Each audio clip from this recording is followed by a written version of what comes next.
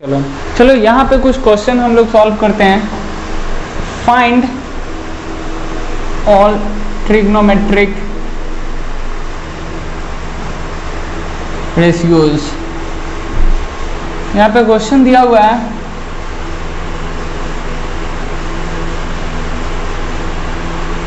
A B C 90 degree 3 4, ये मेरा theta है। अब देखो 3 सेंटीमीटर लिख दे रहे हैं, 4 सेंटीमीटर। अब ये एक राइट एंगल ट्रायंगल है, तो यहाँ पे हम पाइथागोरस थ्योरम अप्लाई कर सकते हैं। पाइथागोरस थ्योरम अप्लाई करेंगे तो क्या होगा, यहाँ पे ट्रिग्नोमेट्रिक रेशियोज फाइंड करना है ऑफ एंगल थीटा का। ठीक, यहाँ पे देखें फॉर थीटा के लिए क्या होगा, परपेंडिकुलर ए बी। थीटा के लिए क्या होगा, ए बी परपेंडिकुलर, यानी कि पी के जगह पे क्या हो जाएगा 3 सेंटीमीटर। ठीक, बेस इक्वल टू क्या हो जाएगा 4 सेंटीमीटर। अब ये एक राइट एंगल ट्रायंगल है, तो यहाँ पे पाइथागोरस थ्योरम अप्लाई कर सकते हैं। तो पाइथागोरस थ्योरम अप्लाई करेंगे तो हाइपोटेनस इक्वल टू क्या होगा, √π² प्लस b²। सॉल्व किए तो 3² प्लस 4², 9 प्लस 16 25 इक्वल टू 5, यानी कि h हमारा क्या आ गया 5। अब हमारे पास यहाँ पे टोटल 6 ट्रिग्नोमेट्रिक रेशियोज है, तो एक एक करके निकालते हैं। साइन थीटा इक्वल टू क्या होता है, परपेंडिकुलर बाई हाइपोटेनस।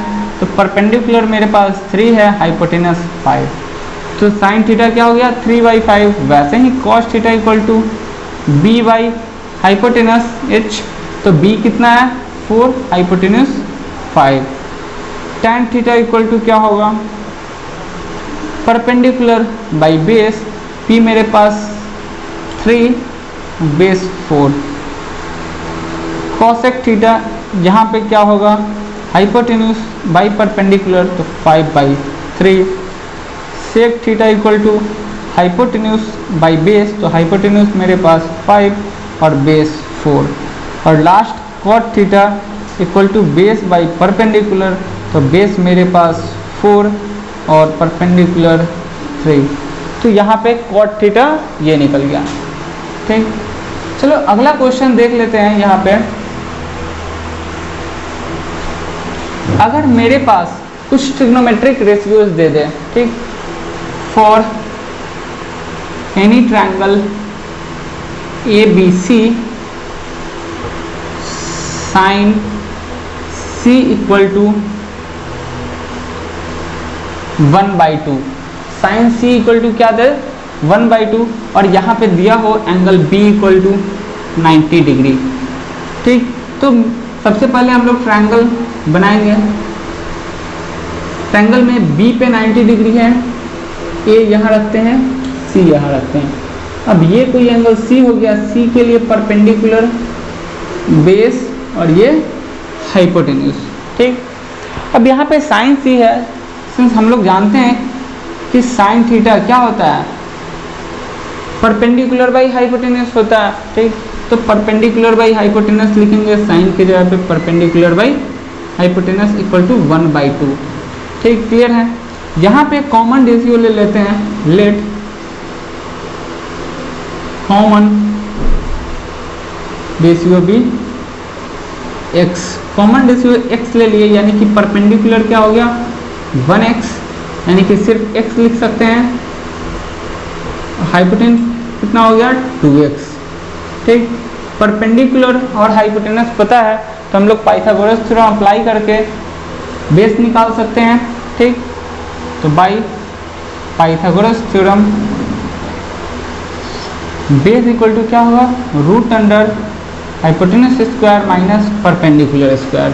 ठीक, हाइपोटेनस कितना है 2x² minus x², 4x² minus x², √under 3x², यहाँ निकल के आया √अंडर 3x।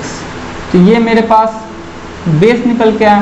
और बाकी यहाँ पे सारा ट्रिग्नोमेट्रिक रेशियोज आप निकाल सकते हैं, क्योंकि बेस यहाँ पे हमारे पास पता चल गया, परपेंडिकुलर भी पता है x और हाइपोटेन्यूज भी पता है 2x। क्लियर है? तो हम यहाँ पे साइन थीटा दिया हुआ था तो cos c निकाल सकते हैं। cos c क्या है मेरा? बेस बाई हाइपोटेन्यूज, बेस क्या है?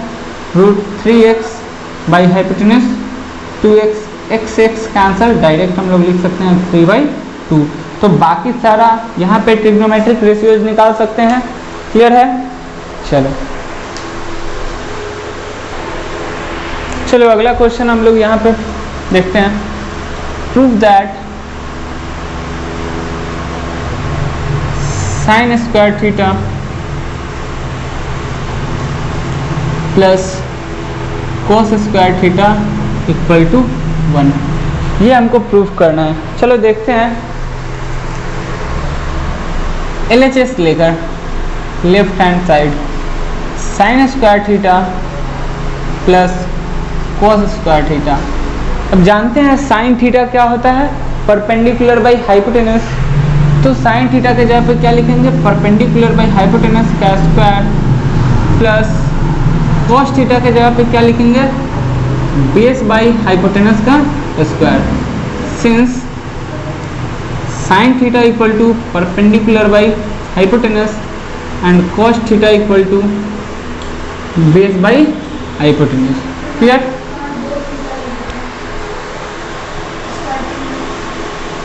ठीक, अब देखते हैं आगे। यहाँ पे P square by H square plus B square by H square, दोनों जगह से मेरे पास एलसीएम क्या आएगा? एच स्क्वायर, यहाँ पे P square plus B square.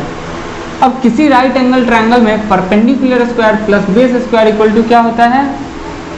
Hypotenuse square by hypotenuse square. Since perpendicular square plus base square equal to hypotenuse square, यहाँ पे कैंसिल हो गया, कितना आया? 1, जो कि मेरा RHS है। क्लियर है?